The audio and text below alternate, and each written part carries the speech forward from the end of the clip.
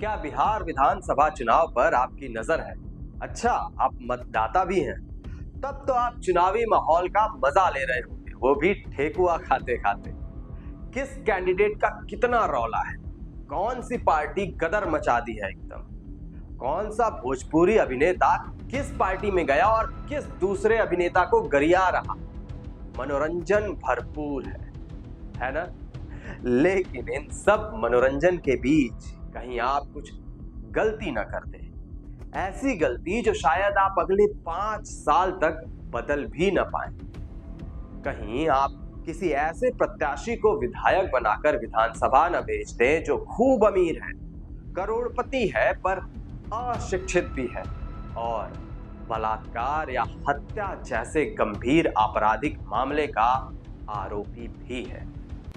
बिल्कुल गलत नहीं कह रहा हूं, हवा हवाई बातें भी नहीं कर रहा हूं, एकदम तथ्य बता रहा हूं। इसीलिए ये वीडियो बहुत महत्वपूर्ण है आपके लिए और अंत तक अवश्य देखिएगा।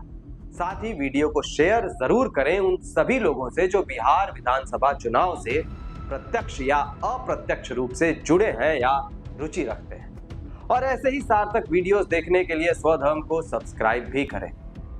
तो अब मुद्दे पर आते हैं। 6 नवंबर को पहले चरण का चुनाव होने वाला है। सभी प्रत्याशियों ने नॉमिनेशंस डाल दिए हैं।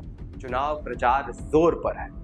अब वोटर यानी आप इन प्रत्याशियों की किस्मत तय करेंगे कि ये जीतेंगे या हारेंगे।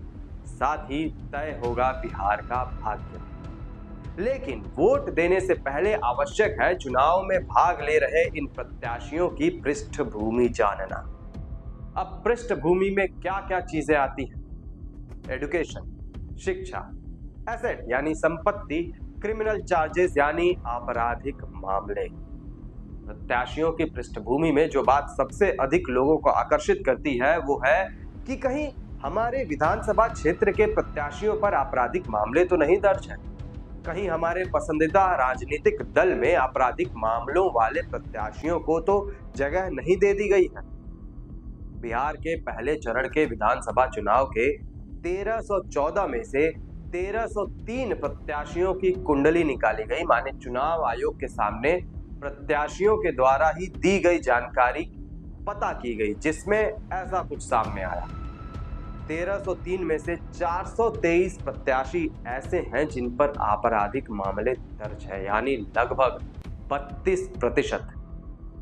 आप समझ लीजिए कि हर तीसरा प्रत्याशी किसी न किसी आपराधिक मामले का सामना कर रहा है।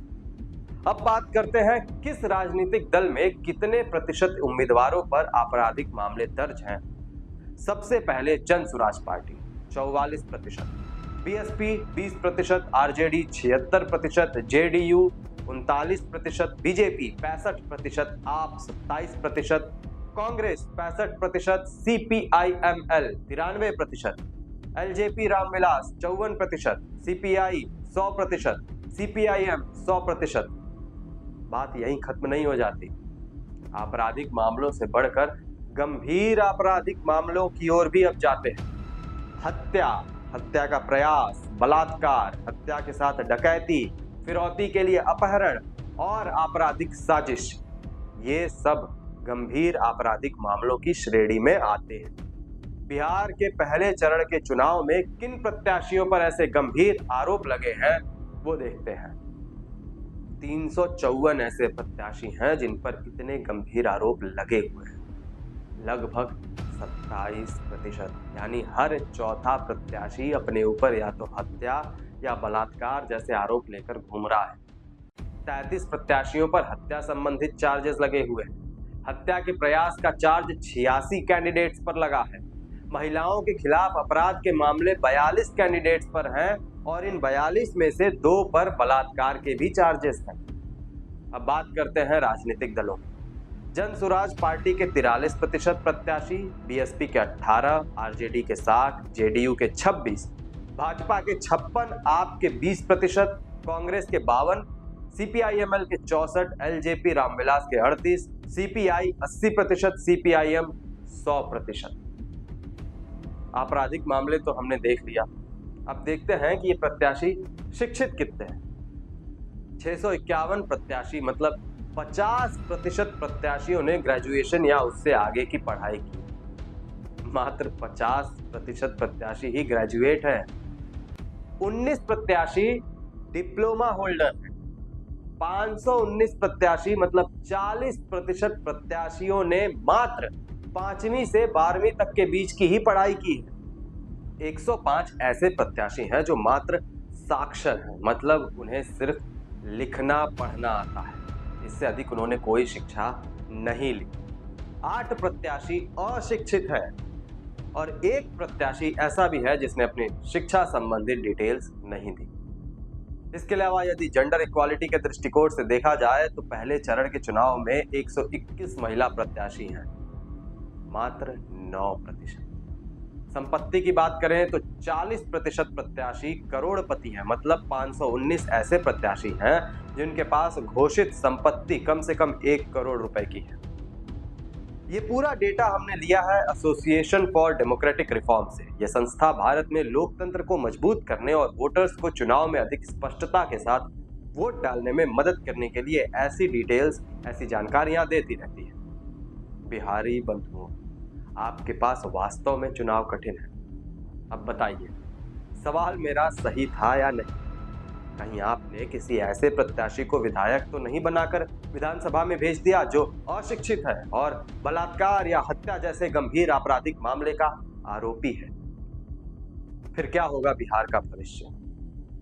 इस एनालिसिस से स्पष्ट है कि आपराधिक मामले, अनपढ़, अशिक्षित लोगों को सभी राजनीतिक दलों ने, नए, पुराने, बड़े, छोटे, सभी ने तरजीह दी है। ऐसे लोग ही चुनकर विधानसभा में जाने वाले हैं। अब चुनाव से पहले मीडिया शोर मचा ले, वोटर्स शोर मचा ले, स्वयं प्रत्याशी खूब हल्ला मचाए कि शिक्षा की बात करेंगे, रोजगार की बात करेंगे, विकास की बात करेंगे, बिहार की स्वास्थ्य व्यवस्था की बात करेंगे, सड़कें ठीक कर देंगे, गंदगी खत्म कर देंगे, ये कर देंगे, वो कर देंगे। बकवास, सब बकवास। नॉमिनेशंस की तारीख खत्म हो चुकी है। यही प्रत्याशी चुनाव लड़ने वाले हैं। इनमें से ही बहुत सारे गंभीर आरोपों का सामना कर रहे अशिक्षित लोग विधानसभा में बैठने वाले हैं। अब आप कल्पना कर लीजिए कितना रोजगार, शिक्षा, स्वास्थ्य और सुरक्षा जैसे मुद्दों पर बात होगी, या सिर्फ बात ही होगी। हतोत्साहित नहीं कर रहा हूं, आगाह कर रहा हूं, आईना दिखा रहा हूं। देख लीजिए, अपने राजनीतिक दलों की सच्चाई देख लीजिए ग्राउंड रियलिटी। कल्पना में मत रहिए कि कोई एक चुनाव बिहार की किस्मत बदल देगा।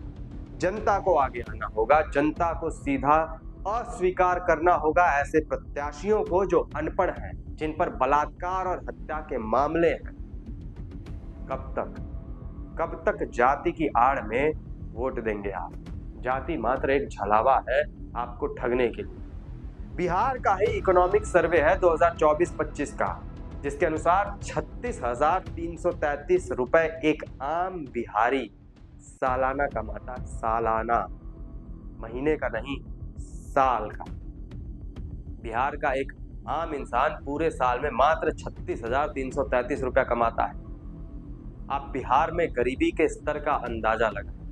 बिहार की तुलना में भारत की बात करें तो ministry of statistics and programme implementation के अनुसार 2024-25 में एक आम भारतीय साल का 1,14,710 रुपए कमाता है। अंतर 78,377 रुपए का।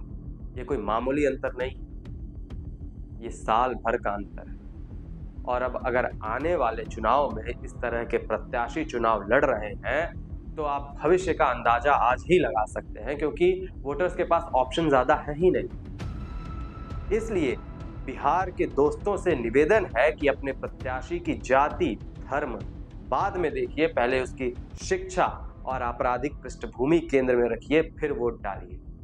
बिहार विधानसभा चुनाव को लेकर आपकी क्या राय है, कमेंट करके अवश्य बताएं। धन्यवाद।